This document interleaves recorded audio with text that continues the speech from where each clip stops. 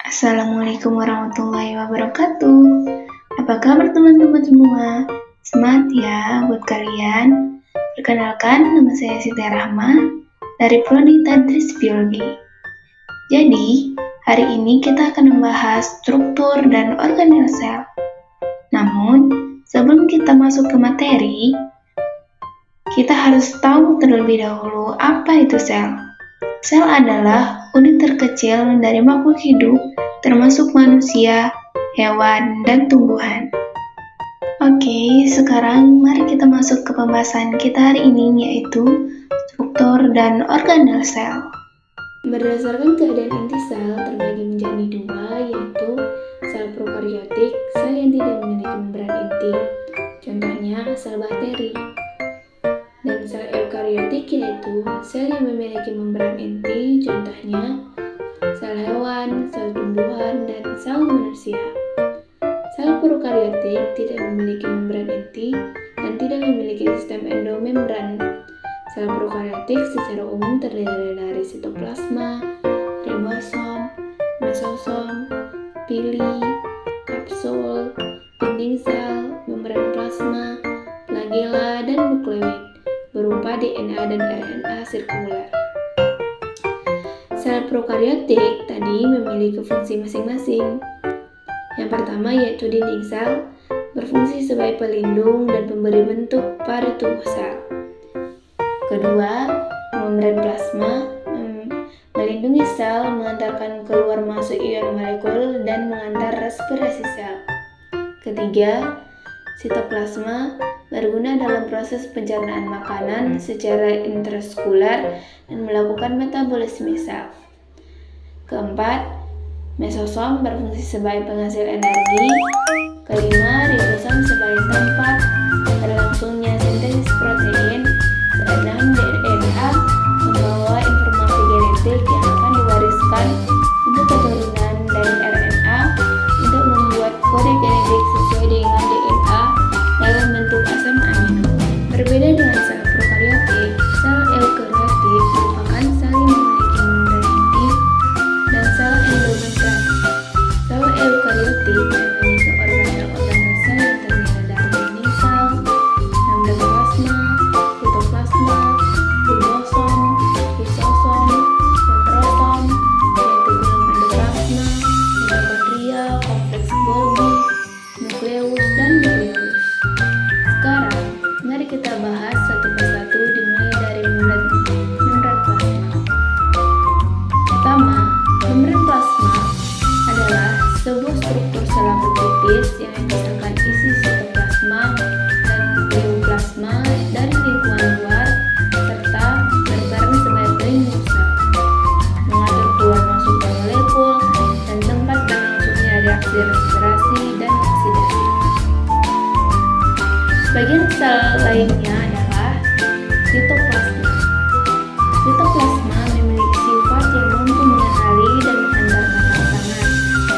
Sitoplasma berfungsi sebagai bahan kimia sel dan tempat terjadinya reaksi metabolisme.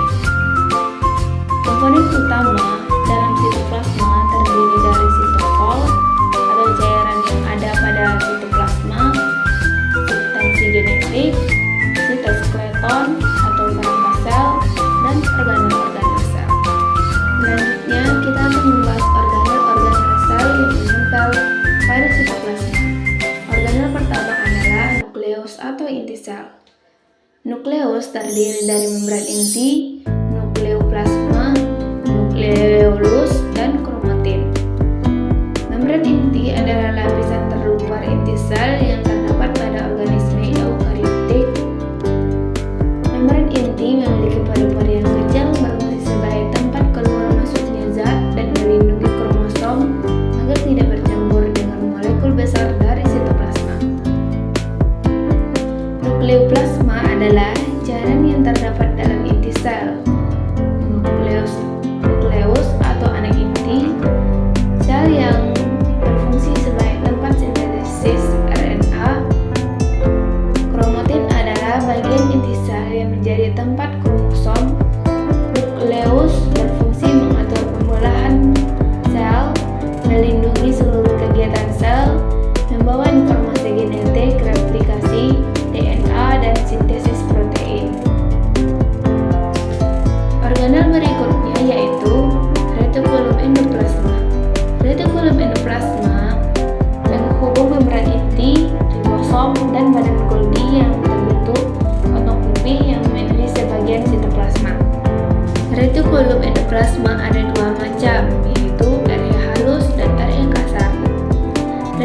endoplasma halus merupakan RE yang tidak memiliki ribosom, letaknya jauh dari membran inti.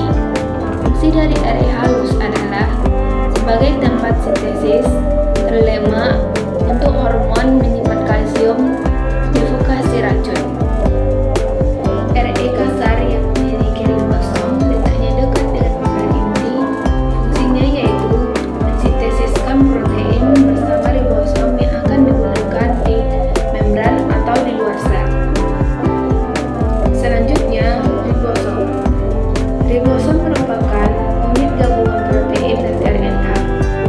Ribosom tersebar bebas di sitoplasma dan ada yang menempel di permukaan RE yaitu RE kasar.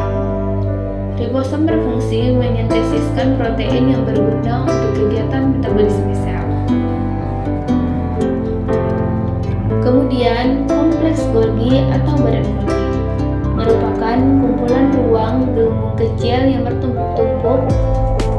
Kompleks Golgi berfungsi menjalankan sintesis polisakarida dan membentuk akrosom. Organel terakhir yaitu mitokondria, terdiri dari membran luar, membran dalam yang berfungsi untuk melangsungkan rantai respirasi yang menghasilkan ATP. Krista berguna untuk memperluas permukaan membran untuk menyerap oksigen. Matriks berfungsi sebagai tempat oksidasi asam lemak. Mitokondria merupakan penghasil energi dan tempat berlangsungnya respirasi sel. Nah, itulah organel sel pada sel eukariotik.